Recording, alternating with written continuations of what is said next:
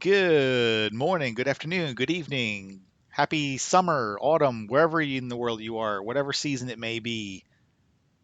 I don't know what I'm talking about. I'm like doing my best James T. Kirk impersonation here.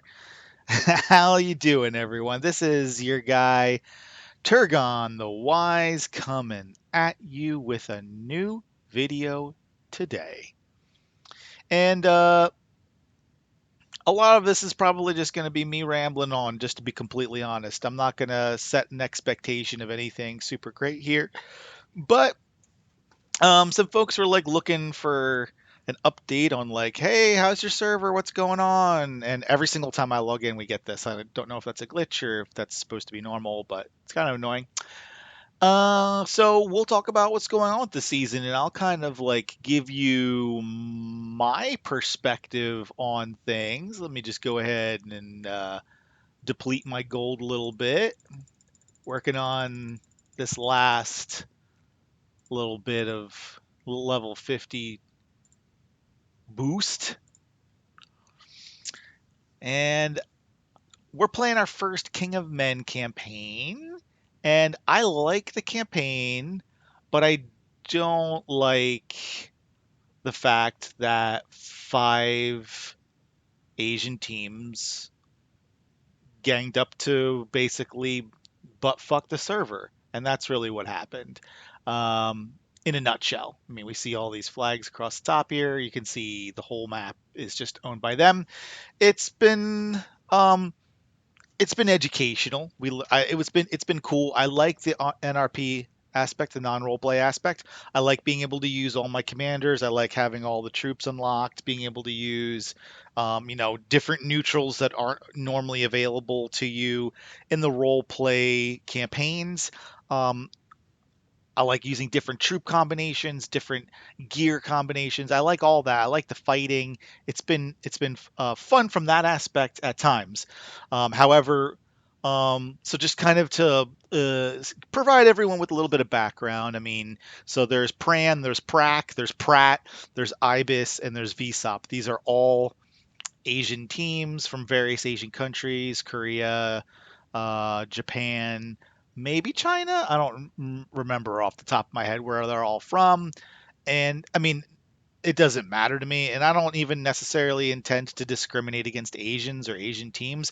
I'm more or less just trying to provide you with a summary of, what the facts are. It doesn't matter to me. It could be 5 teams from Europe. It could be 5 teams from Africa. It could be 5 teams from around the corner from my house, for all I care. But the point is that we have had 500 players that we need to defeat, and there just wasn't enough on the server for us to do it. We teamed up with 2 teams, Rangers and Toda, and they've been nice to work with. Um, Pretty easy to talk to and coordinate with, but and I don't mean to disparage them in any way, but again, just the unfortunate reality is they just weren't strong enough to really be impactful on the server, and thus you see the result on the screen here. We've been dominated. I think we fought really, really well. We had a learning curve. Both our allies in the team What, as well as my comrades on Yadu, we had a learning curve. We never played. Most of us have never played King of Men or non-role play, so there was a learning curve for us. And these, we call them pranks, for pran prac, kind of combined prank, and they definitely leveraged that. Um, and they had a very strong early game, and they built up an enormous economy very quickly while we were kind of figuring out how to farm. The map is different, the passes are different, the having like ring keeps, all that stuff. It's a very new campaign for us. So I think we did very, very well. We fought over by Helm's Deep for probably the first 2 weeks of the season, and eventually they busted through and just went all around. And I mean, I could probably provide more details, but in a nutshell, um, 2v2, what Yadu versus Prank, we would beat them. They're not all that strong. For sure, they have some really strong players. They have probably about 5 or 10 players that run multiple accounts, and they probably have account sharing going on, so the accounts are active virtually 24 hours a day. And they are really, really strong, and they're very, very. The rest of the team is very good at pathing and being active and coordinated and such. So, like, kudos to them. Their ability to coordinate has been excellent, but they brought a gang to a boxing match. It's just, no, I'm not going to cry about it, but it's again, it's just like the reality is it just never was really a fair fight. All in all, prior to the season beginning, I had quite honestly felt that this was going to be what was going to happen, and we accepted that possibility and moved forward anyway. So, it's been a learning experience. It's been humbling, and we'll take our lumps and wait for the next season. When is the next season, you might wonder? Well, I'll show you. We are now in day 37 of 55, so we got 18 days left to go. At least maybe plus or minus a day or so. So a couple more weeks here, and then we'll get out of here. And maybe they'll let us reestablish our kingdom, because it kind of sucks. The one thing I really complain about at the end of the season, I always come in and take a look at this leaderboard, but we don't get a leaderboard because we don't have a kingdom, and I think that's bullshit. I kind of hate that, but it is what it is. So, without that leaderboard and being able to compare ourselves against our teammates, both within Yadu and our allies within what, it's kind of like, sorry about that. Got some pop-ups from Facebook. It's my sister. Don't mind her. It's just kind of it's just kind of it's just boring. There's just nothing to do. So you can see I've got full resources. I've got full barracks, and I really don't care. It doesn't matter. Nothing matters the rest of the season, really.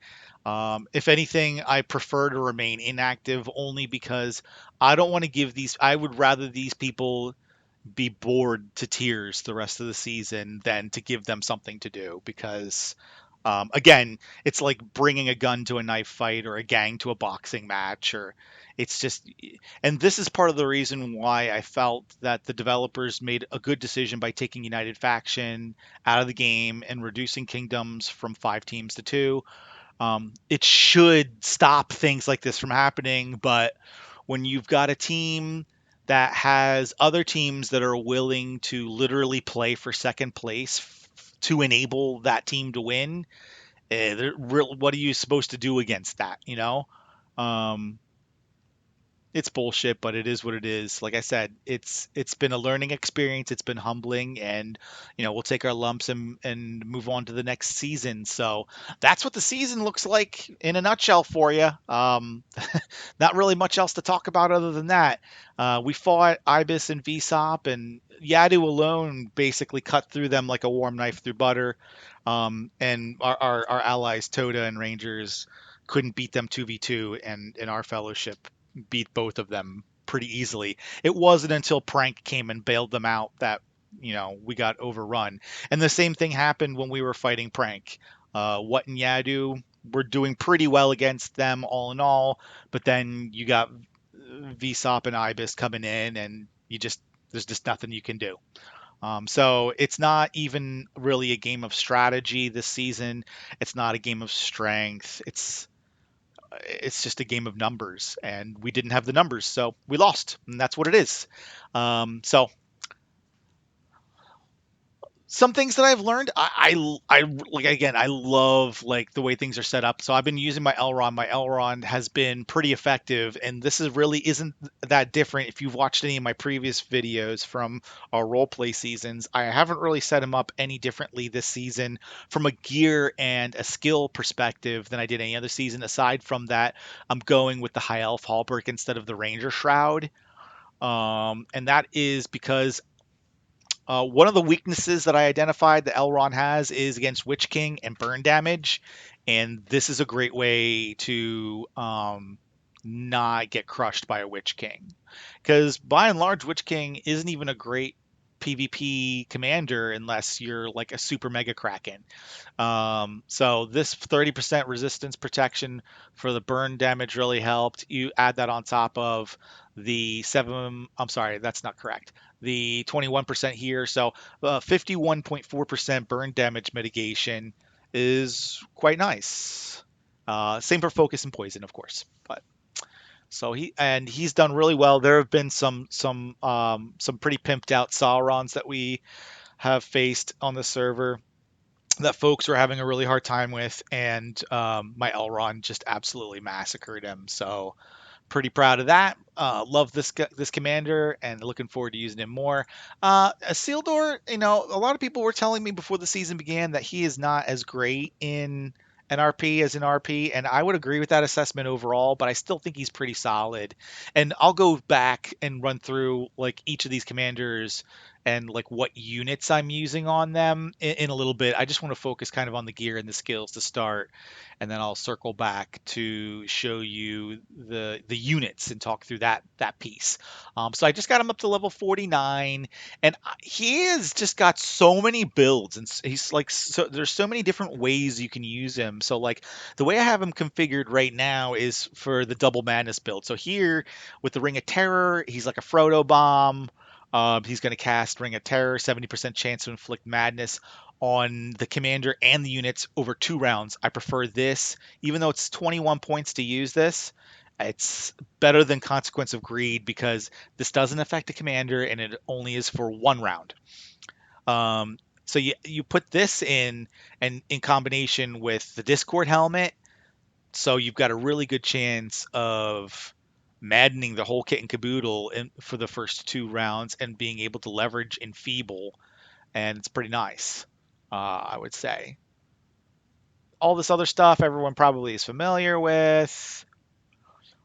Now, when I go with a different army configuration, I like to use maxed out King of the Dunedain, but such as it is, I'm not using Dunedain Rangers in my current configuration with him.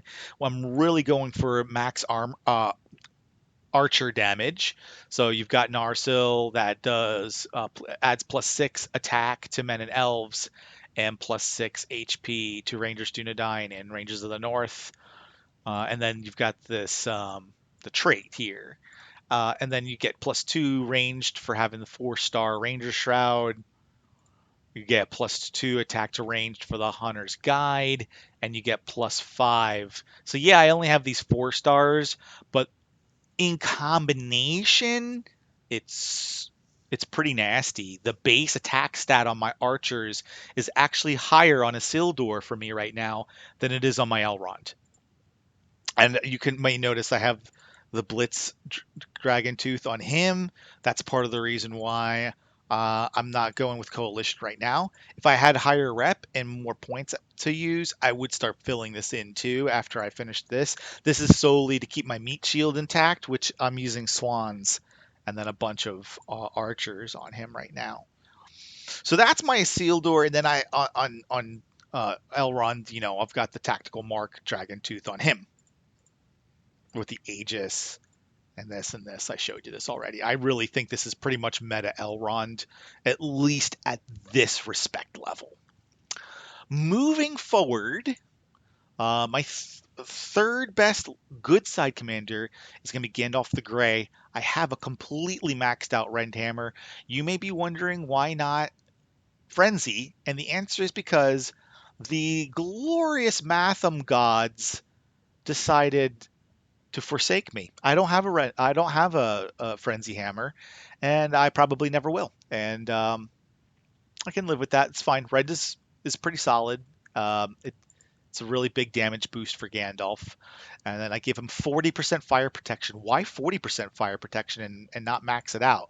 Well, there is diminished returns above 90% focus, poison, damage mitigation. You get 50% from high alert. You get 40% from the the superior hauberk, that's your 90%. So anything more than 90% would have diminished returns, and I consider that wasteful. So I go with this. Now, I use the bone mask for him for some more HP. So this also gives him defense, HP, might focus, manipulate is just busted as all hell, in my opinion. It's such a good trait. I really like the bone mask on him, and then the critical care, fine smoking pipe, more HP, so plus 6 HP between these two items, plus 15 defense. So it's setting up a pretty solid. He's got 90% burn damage mitigation, 50% focus and poison damage mitigation. Um, Buffed defense, buffed HP. He's a tough bugger, and coming down the stretch here, I may work to level him a little bit more to see what all I can get out of him.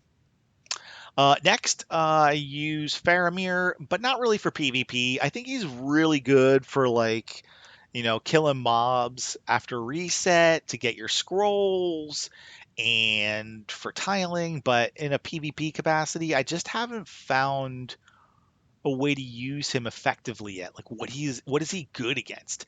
And part of that may be just because I use archers already on these two. So I just haven't found my way with him quite yet. But I like him. I'm just not sure what I might take my elven hammer and destroy this. And I wish these Facebook pop-ups would stop coming down. I'm so sorry for that distraction. But I access my account through Facebook through BlueStacks here, so it is what it is. You can live with it. So Athelian Ambush, really strong. I really like this piece, but I think I'm going to break it down after the season because all that Mithril, when we go into 2.0, is going to be really invaluable for other purposes. Even though they're going to break it down for me anyway, I would like to take all of the pieces that are leveling this up to 4 stars, not the refinement, the upgrades, and I want to reroute them into other pieces like this one, and maybe even this one. And I got the Aegis on him, so he should be pretty good PvP. He's got Pursuit, so a lot of damage here, but he would be weak to fire, of course. So I don't know. I'll try him maybe a little bit more later, but as I was talking about earlier in the video, I'm just not really PvPing a whole lot right now. I'm also not really PvPing with Gandalf the White, although I really like this commander a lot. He also was really great for me for tiling and farming early in the game, and I'm not doing anything particularly overpowering with him. Smite Cutlass seems pretty straightforward. Melee Vigor, Manipulate again, Sustain on the pipe. From a skill perspective, I'll back up and do the Gandalf the Grey skills in a second, but 2 and 1 here. Max these out. Put one in here for the stun. Max out White Rider, and then the rest kind of goes into White Council. Nothing really earth-shattering there. Gandalf the Grey, I mean, this is a little bit different. This is more of a PvP than a PvE build because I'm not doing. Well, I guess it depends on who you're PvEing. This is more of a like Witch King counter PvP build, going up against high physical damage commanders like a Theoden or a Sunind. Well, maybe not even a Sunind because you're going to really want this Champion of the Light against Sunind so that you can take out her arbalests faster. But anyway, this isn't probably any kind of a shattering build. That's why I kind of just gloss over it here to start. I'm just pumping points into wizards to increase the negative defense, which is, I think, more impactful than anywhere else I could put the points at this point. Haha. And then I've got a Gilgalad. I also tiled with him early, and I just have fallen out of love with this commander. But I might bring him back in 2.0. He looks like he's going to be pretty overpowered in 2.0, so we'll see. Nothing particularly earth-shattering with what I'm doing with his build here. Moving over to the dark side, evil. My third best commander, I would say, behind Elrond and Isildur is Grima. And I'm using Melee Might, Tactical Maneuvers, Manipulate, and Bane of Orcs. This is a build that was taught to me by a good friend of mine. Uh, Shout out to Roram. And it's this is my Reaper Killer Grima build, and it does a good job, I have to say. I'd like to get him the last 2 points to max out Wizard Assistant and lower defenses, and he's right there, I think, where he needs to be, all in all. Obviously, higher rep would be better, but you don't really need super incredible gear for him to be an effective commander for you. I think this really does all the things you want to do. You're giving your army a good amount of HP between the Heath Lane and the Bone Mask, the +6, and then just a ton of defense from the Mithril Coat. Lots of focus, focus, focus, and then you got the melee might here to boost your stats. My second evil commander this season is Sauron. I haven't really used him yet. I probably need to get more levels on him from to be effective, but my plan with him is to be more of like an anti-DD com using this skill configuration that was also taught to me by my good friend Roram. I just haven't seen a ton of DD comms, and like I said multiple times, I'm not really PvPing much, and also like these opponents are very cunning at ensuring you don't get the matchup you want when you're attacking. So I just haven't had a chance to test it yet. And my third com is my anti-horse man, Khaldun, Bane of Mounted Units, Bane of Mounted Units, Melee Vigor, and then just threw some stuff in here. I'll be disassembling this after the season, I think.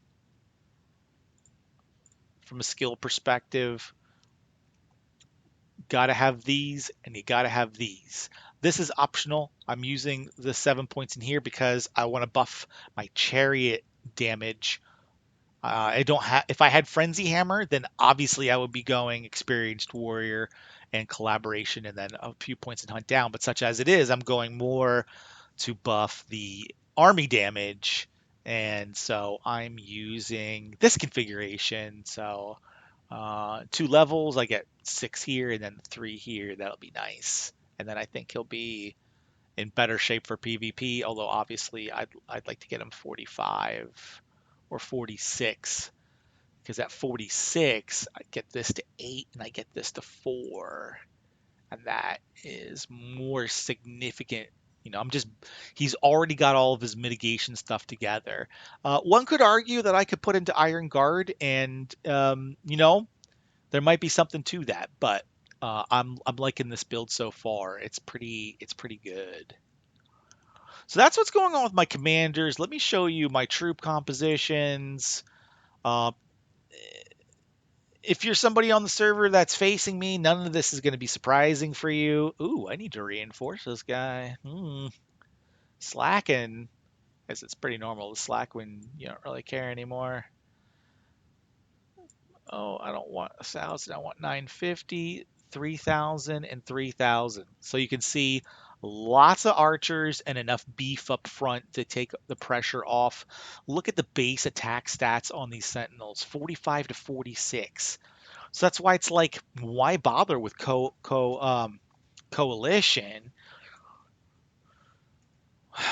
Because that would give these guys a 70% chance for initiative, which is nice, but not necessary, because speed of 71 is not bad. And then over here, the sharpshooters, I guess the coalition getting the max damage would be beneficial for the sharpshooters. So I'll play around with that. I'll tinker around with that. And you can see, 34 to 42 is with the plus 40% damage dealt in the first 2 rounds. It's pretty significant. And then there's a look at the stats here. Good HP stat, and then the defense is jacked up for the first 2 rounds. And normally in RP, I put my Mithril Coat on him, which makes him really tanky in the first 3 or 4 rounds. But I have it on my Grima, and as you can see here, the Grima build, you know, originally when I was talking about this, we were gonna just do these 2 units, but I decided to put war drummers in there to kind of soak some of the damage away from the Oath breakers, and I basically just sacrifice these. It's probably too many. I probably should lower this to about 5 or 600 and boost up these two numbers, but just due to my ability to have as many of these units as I want available from barracks capacity, and just due to the diversity of my barracks, I like this configuration best. It gets the job done. And obviously for Elrond, you're gonna see here with him, just to compare the attack stats, but from the Sentinels between Isildur and Elrond, it's a touch lower. But Elrond has a lot more damage multipliers for elves, so while the base stat is a shade lower, their damage output is much higher. Yeah, love the March Wardens. Now, only about 800 swans because basically after 3 rounds, they're not taunting anymore, so who cares? And, Elrond with Convener is going to do most of his damage in the first 2 rounds. I will be interested in seeing what this looks like in 2.0. I'm going to have to maybe consider adjusting how I use him quite a bit. Let's see, more. Here's my Sauron build. Swans up front with some dragoons and the arbalests. Faramir, swans, arbalests, and a few sentinels. Take the edge off. Cataphracts with chariots and dragoons.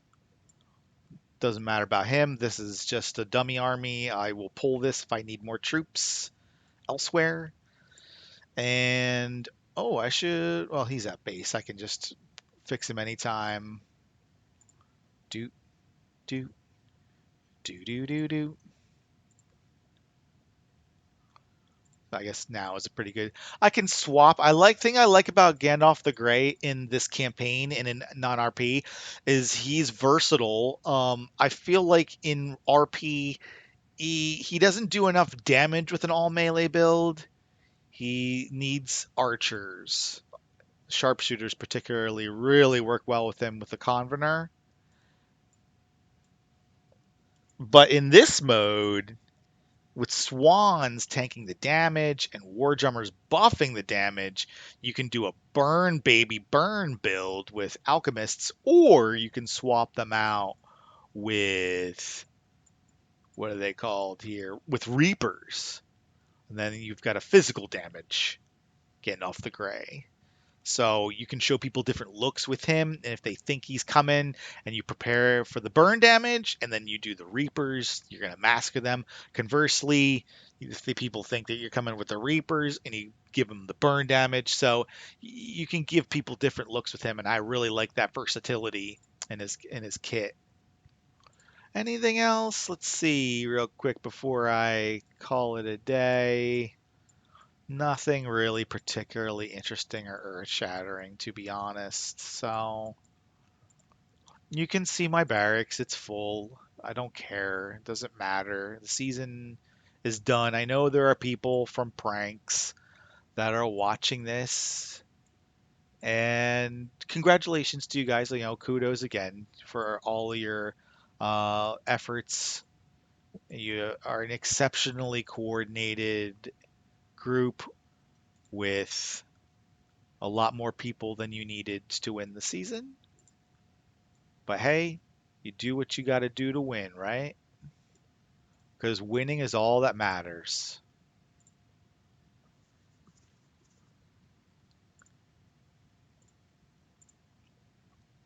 And I'm pretty happy. I got up to 1.7 million merit. I'm going to see if I can get myself to 2.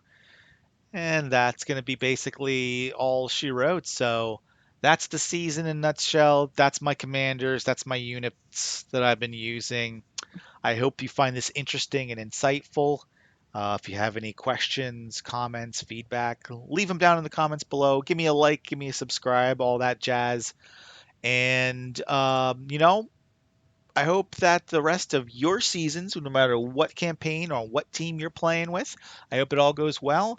2.0 is coming. We don't know when yet. Maybe by the end of this year. Maybe not. Maybe they decide to push it back. No official date has been communicated that I'm aware of yet. So we'll see how it goes. And once I hit bag end here, I'll start prepping for 2.0 and take a little break. And I don't know, maybe if I play another season before 2.0, it's going to be more casually. So um, just really trying to get through the end of this year here in real life.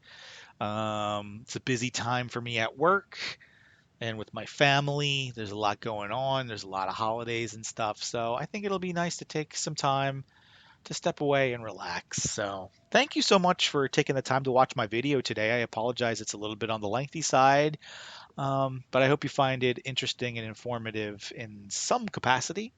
And, I hope that the rest of your day, week, month, year, season, life, it all treats you well. Take care. Cheers, my friends.